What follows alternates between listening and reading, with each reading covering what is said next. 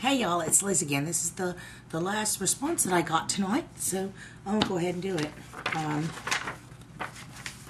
I just got finished eating KFC, and I'm stuffed like a chicken. I'm stuffed with chicken. Okay, let's get serious. Let's get serious here. I got an email from one of my old subbies who, hopefully you guys will remember her. I did a video, and I'm sorry that I always lick my lips. I don't know why I do it, but I do. I'm sorry. I had made a video response to her about her mother-in-law who had taken their bed. Do you guys remember that? I did a video on it. The mother-in-law had moved in and took over the bedroom, and her and her husband, of course they didn't have children then, it was just her husband, and his mother had moved in with him, and they have a one-bedroom apartment, and the mother took over the bedroom, and so my subby and her husband would have to sleep out on the couch. Well, that's been, I want to say it's been over a year. Well, she's 17 weeks pregnant coming up this Friday. Yay! Hush is pregnant. And so, her mother-in-law really doesn't care about my subby. Ever since she found out that she's pregnant, she doesn't care about her too much now. She acts like she cares, but she doesn't. And now this is what my subby says. I'm sick of her shit, no disrespect, but I've had it with her, and I want her out of my home. We live in a one-bedroom apartment. They just bought a brand new car, and she is due on October the 22nd of 2010. Her baby's due.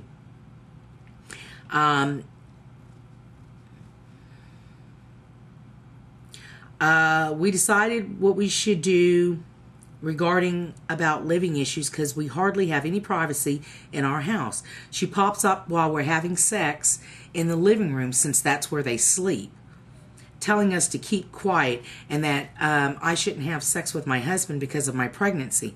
There's nothing wrong with having sex while you're pregnant. Duh. I mean, as long as it's comfortable for you. It's just too much. It ain't enough that she has our bedroom because she complains about her leg and her back. So my husband and I end up going to a hotel to continue making love, you know. She has a problem with it since we have to leave her alone by herself in the apartment. So whenever they want to have any kind of intimacy. I can't even talk. I know what the word is, but I can't even say it. Intimacy. Anyways, when they want to get it on. How about that? They have to go to a hotel room. She gets in their business all the time. Whenever my subby tries to talk to her husband, she interrupts and she says, hey, you know, this is the way it should be.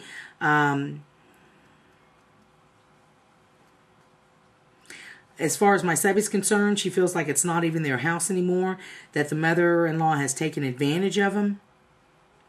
She tells them what they should buy and what they shouldn't buy. When they want to spend their money, the mother-in-law jumps in and says, you know, she puts her 2 cents in. And my subby says she can't handle it anymore.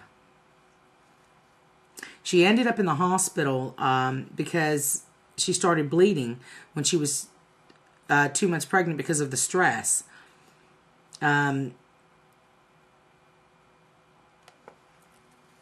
So they're supposed to go to Kansas City, Missouri, since they live in St. Louis, Missouri. She wanted to see her family. The mother-in-law wanted to see her family. So they ended up driving her up there this past Friday. I decided to drive because I know my husband very, very well. He gets sleepy, and that's a no-no for me. So he drove during the day, and then she would drive at night. And the mother-in-law got upset and was like, you need to let your man drive instead of you driving. Well, she says here, they were speaking, her husband and his mother were speaking in their language, which is Nigerian, because she's Nigerian, because she's from Ethiopia. So she didn't know what they were saying, but he accidentally said to his mother, "Leave my wife alone. Why are you always wanting to start something?" She likes to, she's telling the husband what her child should be doing. For instance, she says that their child needs to complete their education in his homeland of Nigeria. And they should forget the American citizenship, etc. She keeps pissing me off, so I stopped her and I told her, with no disrespect, but my child will not go to your homeland. That's, not going to happen. This is going to be her child, and she's going to raise it the way she sees fit. And that's keeping the child here in the United States. Her husband didn't say anything. They finally went to the hotel. My husband and I decided to send her back home, and someone needed to live with her instead of us, because she is getting on our last nerves. I can't bear it anymore with her. I'm trying to keep myself together because I have a mother, and I wouldn't do, something like that to my mother. My husband's saying that she's creating a problem for us. We're not happy at all with her around. I'm going to tell you, this is what I would do. And my subbies are also going to key in on this. You and your husband need to get together, and you need to set her down. The three of you. And you need to tell her, from this point on, she really needs to find another place to live. You give her an ultimatum. You give her 30 days. You got 30 days to get off your ass and get the fuck out of my house.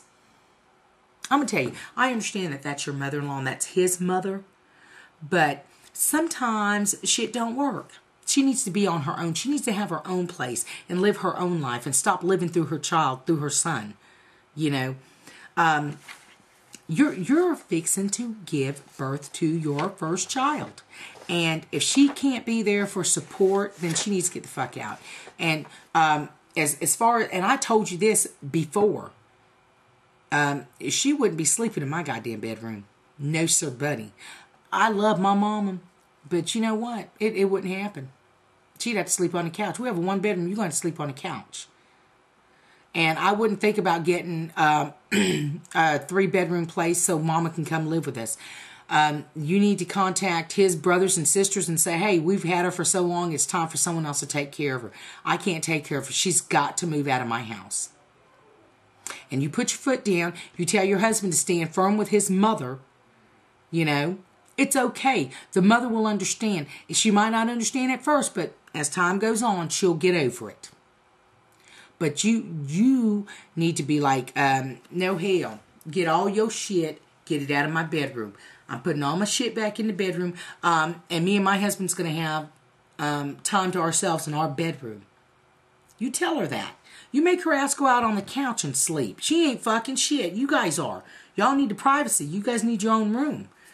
You better get her out your house. Because sometimes more than one female in the house is not a good thing. Yep, that's what I got to say.